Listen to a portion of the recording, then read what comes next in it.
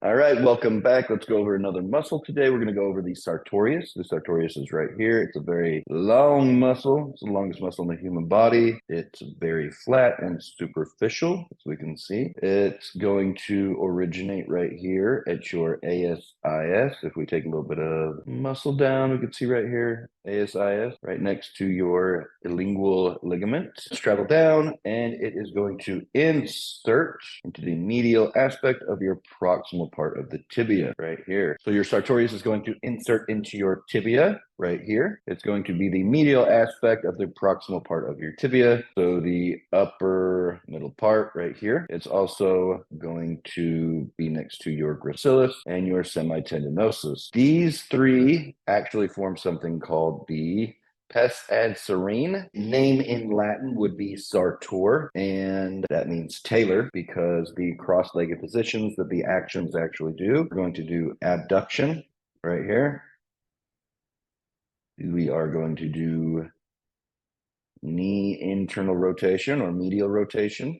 We can see the flex position. Immediately rotate that knee. Do hip flexion right here, hip flexion. And then the last one is going to be lateral rotation.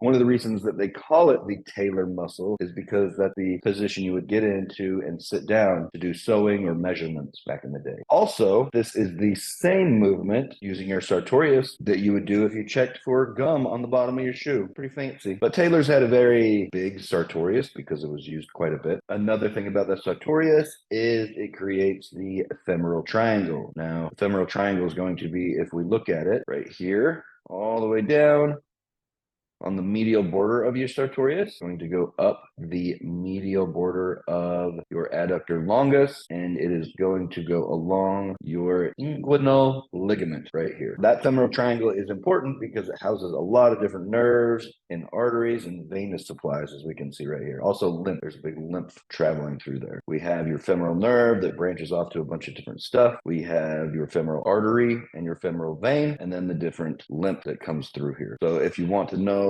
where all of this stuff is, let people know it's your femoral triangle. And we can get there by the medial border of your sartorius. We look at the medial border of your adductor longus, and we look at the lingual ligament right here. This is going to be that area. Show up next time. Let's go over some more anatomy, learn something, and get better at our craft.